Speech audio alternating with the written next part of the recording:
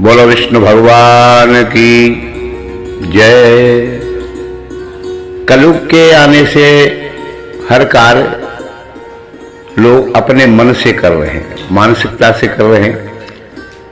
वेदोक्त पुराणोक्त जो हमारे शास्त्रों में नियम लिखे गए हैं उनका कोई पालन नहीं कर रहा है। हम लोग जिंदगी भर एकादशी व्रत करते हैं, बड़ी श्रद्धा से करते हैं, बड़े आनंद के साथ करते हैं, लेकिन एकादशी का विधान है कि बिना उद्यापन के उसके फल की प्राप्ति नहीं होती है। तो जिंदगी भर नियम से किया, फलाहार खाया, नियम पालन किए और अंत में जाके उद्यापन में जिस पे पुण्य प्राप्त होना उसमें सारी भूलें कर दी क्रिया से, और क्रिया कर दिया।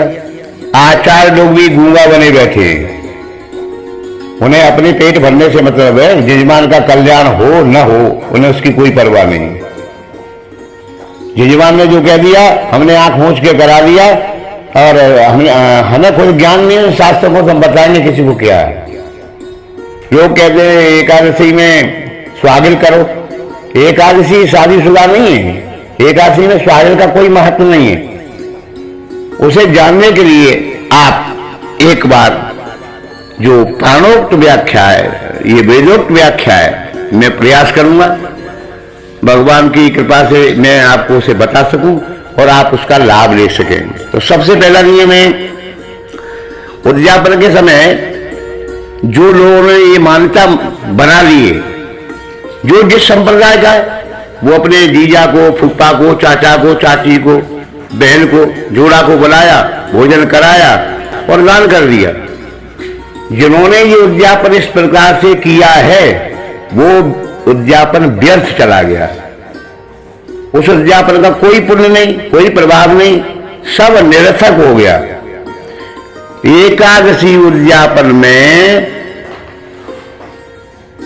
प्राणोत्फल या जो वेद के नियम के अनुसार एकादशी का जन्म भगवान विष्णु के हृदय से हुआ और मोर राक्षस को मारने के लिए हुआ। तो भगवान ने वरदान दिया कि जो तुम्हारा व्रत करेगा धन धान संपत्ति पुत्रदान की सबकी प्राप्ति करेगा, और तुम्हारे उद्यापन में जो ब्राह्मण भोजन कराएगा। तो सिर्फ इसमें ब्राह्मण भोजन है। अब हम दान करने के लिए, उद्यापन को करने के लिए, पुण्य करने के लिए हमने सत्कर्म किया, तो दो क्रियाएं हो गई।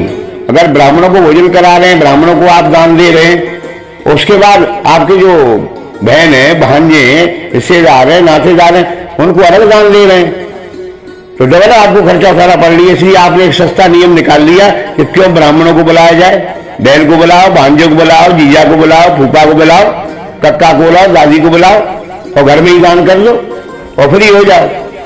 डबल दान भी नहीं करना पड़ेगा, डबल खिलाना भी नहीं पड़ेगा और उद्यापन भी हो जाएगा। शहर में आम के आम, गुठलियों के दाम। और ब्राह्मण भी, आचार्य भी गूंगा बना बैठा है।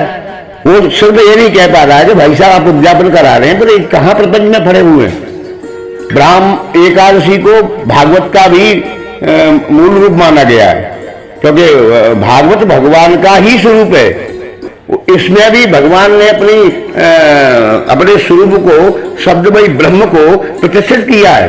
और एकादशी भी भगवान के हृदय से निकली है, इनका गहरा संबंध है। इसी भागवत एकादशी एक ही है। उद्यापन के अवसर पर जो भागवत कथा कराता है उसे, आज अक्षय तृतीयाशी में बोल रहा हूं, उसे अक्षय फल की प्राप्ति होती है, उसका अक्षय उद्यापन होता है। उस उद्यापन के समय भागवत कराने पर पता नहीं कितने पुण्य की प्राप्ति होगी, मैं उसका वर्णन भी नहीं कर सकता।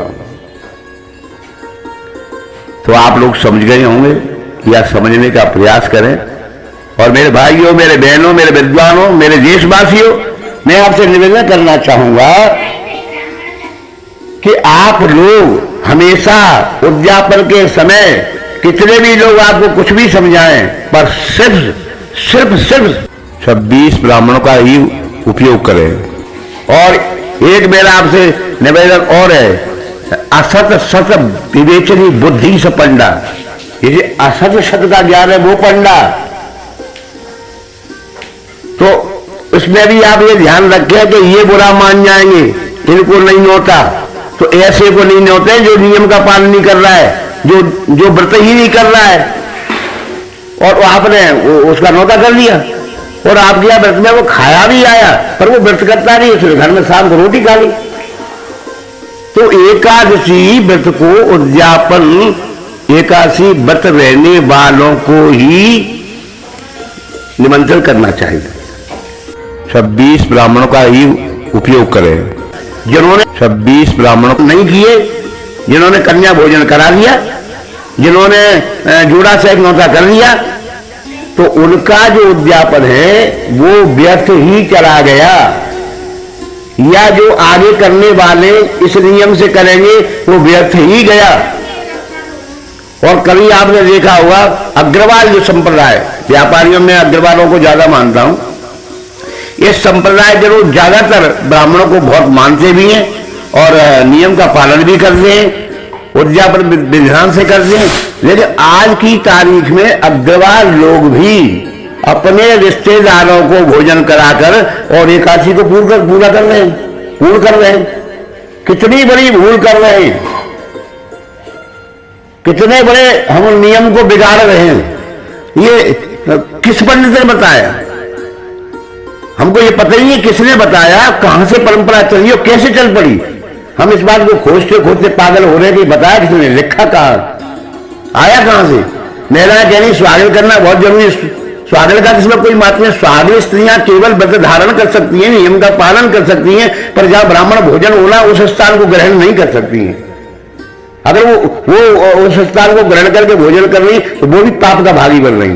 जो रिश्तेदार नातेदार ब्राह्मण की जगह बैठ करके और दान ले जाते, एकादशी का भोजन कर जाते, वो अपने साथ इतना पाप लाद के ले जाते, हो सकता है उसका मोचन कहीं हो न हो। ब्राह्मण दान का पात्र होने पर भी अगर नियमानुसार दान का नियम पालन नहीं करता, भजन नहीं करता है, तो दान उसका भी सर्वनाश कर देता है। पर जो नकली ब्राह्मण बनकर दान लेता है उसका तो कहीं मोचन ही नहीं है। दान लेना कहीं कुछ नहीं, तुलसी कर पे कर करे, साधन मरण करे, दान लेना अच्छा नहीं। लेकिन ब्राह्मणों के लिए बताया है तो उसका नियमानुसार ब्राह्मण दान लेगा, दान देने बाद नियमानुसार दान देगा, तो फिर दोनों को ही अच्छे पुण्य की प्राप्ति होती है। अब मूल विषय पे हम आ रहे हैं, फिर दोबारा पुनः आ रहे हैं।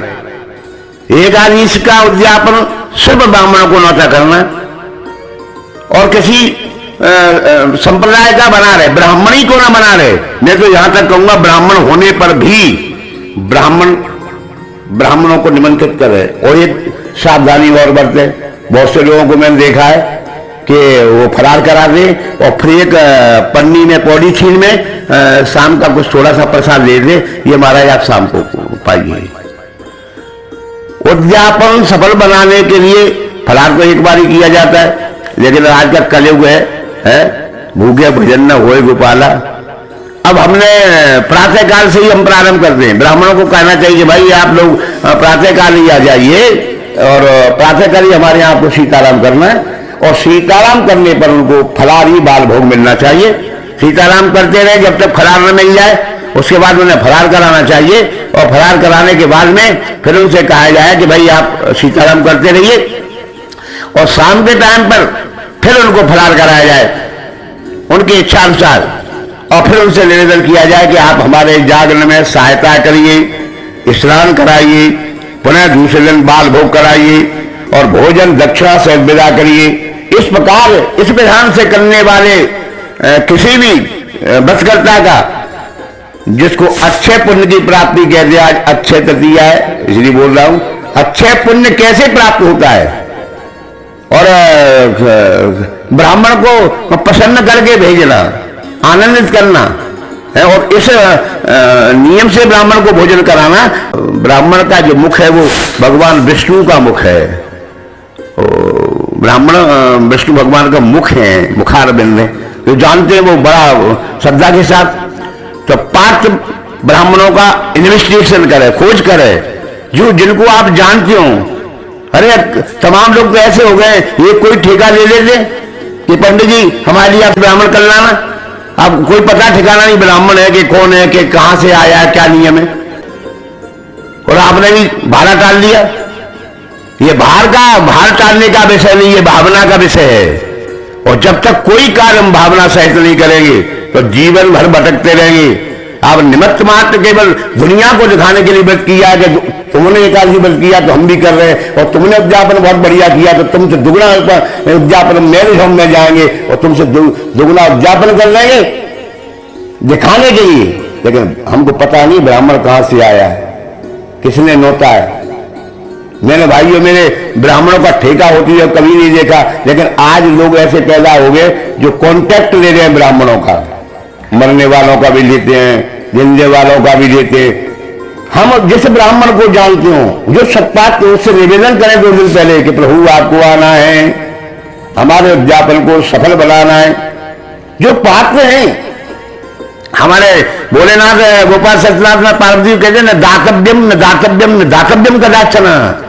अरे कुपात्र को मत बुलाओ, कुपात्र को दान मत दो, कुपात्र को मत खिलाओ। और सत्पात्र मना करे ना भी करे तब भी पात्र को पैरों में चरणों में गिर के लाइए, प्रभु थोड़ा सा ये आपको सफल बनाना है। तो पहले हम ये उद्यापन करने से पहले अपने गुरु से अपने आचार्य से उसका नियम जाने, विधान जाने और फिर उस उद्यापन को करें तो हमें अक्षय फल की प्राप्ति होती है। फिर मैं एक बार फिर प्रकाश डालूंगा, मैं इस बात की वर्षों से खोज कर रहा हूं कि जोड़ा की परंपरा किसने लिखी और रिश्तेदारों को भोजन कराने का नियम किसने बताया, और जो आचार उद्यापन करा रहे हैं उन्होंने इस परंपरा को लागू क्यों नहीं किया। पर इसका कोई कहीं प्रमाण नहीं मिल रहा। तो मेरा मन किया कि आज अच्छे कर दिया तो बोल ही पड़ूं कि अक्षय फल की प्राप्ति लोगों को क्यों नहीं हो रही है, क्योंकि हम नियम भंग रूप से चल रहे हैं। और आपको मालूम भगवान के नियम की बड़ी पात्रता है, वो ये नहीं देखता कि आप नियम से क्या कर रहे हैं। नेमते शिशुपाल अरे जिन जिन देते गार हियोली न सो आप में अरे बीच सभा मझार। युधिष्ठिर महाराज ने प्रश्न किया नारद जी से, अरे शिशुपाल भगवान को 100 गाली देता है, ये इसमें से तेज पुंज भगवान के हृदय में क्यों चला गया। बोले भगवान यह नहीं देखते कि तुम गाली दे रहे हो कि आप भजन कर रहे हो, पर सकृष्ण मना कृष्ण पदार बिंदु, आपकी भावना किसकी तरफ है। शिशुपाल के लिए भगवान ने विधान रखा था 100 तक गाली देगा नहीं मारेंगे, 108 देगा तो मार डालेंगे। जब यज्ञ हुई युधिष्ठिर के यहाँ तो भगवान ने को क्या काम लिया, वो भगवान ने लिया पत्तल उठाने का, क्योंकि जीव की जो माया रूपी प्रचंड जो गंदगी है उसको संसार में किसी में सामर्थ्य नहीं कि जीव की आत्मा को की गंदगी को जो सफाई कर सके, स्वच्छ कर सके। वो परमात्मा ही हमारे जीवन की गंदगी को, कल्पमांतर की जमीन जनांतर की गंदगी को निकालने की सामर्थ्य रखता है। इसलिए भगवान ने ठीक ही काम लिया कि पत्तल को मैं फेंकूंगा, इसलिए प्रथम पूजा का अधिकारी भगवान को नियुक्त किया गया। और जब ये मालूम शिशुपाल को पड़ा तो गाली देते देते 108 निकल गया और भगवान का चक्र सुदर्शन उंगली पे आया, गर्दन कटी, ज्योत निकली तो उसमें समाधिष्ट होगी, भगवान के अंदर चली गई। जो प्रश्न किया कि महाराज ये क्या है, बोल बस यही है। भगवान ये नहीं देखते कि तुम गाली दे रहे हो या भजन कर रहे हो, केवल नियम को देखते हैं कि नियम क्या कहता है। फिर हम भगवान के प्रति, भगवान हम जिस रूप से बने हैं किसी रूप से भगवान से बन जाएं। अरे विभीषण ने शरणागति की तो उसको राजी मिला केवल, लेकिन रावण ने विरोध किया इसलिए वैकुंठ को चला गया। तो तुलसी अपने राम को री भजो चाहे खीज, वो ये नहीं देखते आप गुस्सा में भजन कर रहे हो या गालियां दे लो, वो सिर्फ ले देखते कि तू मुझसे जुड़ा है कि नहीं, तू चाहे गाली से जुड़ जा। इसका मतलब ये नहीं कल से आप लोग गाली देने लगे भगवान को। मैंने सिर्फ इसलिए जोड़ा है कि भाव से, गाली से भी भगवान जुड़ने वाले का कल्याण करते हैं। तो जो भजन के माध्यम से भाव से जुड़ेगा, जो भाव से एकादशी का उद्यापन करेगा, जो नियमानुसार चलेगा, उसे अक्षय पुण्य की प्राप्ति हो जाएगी। जय श्री राधे, जय श्री कृष्ण।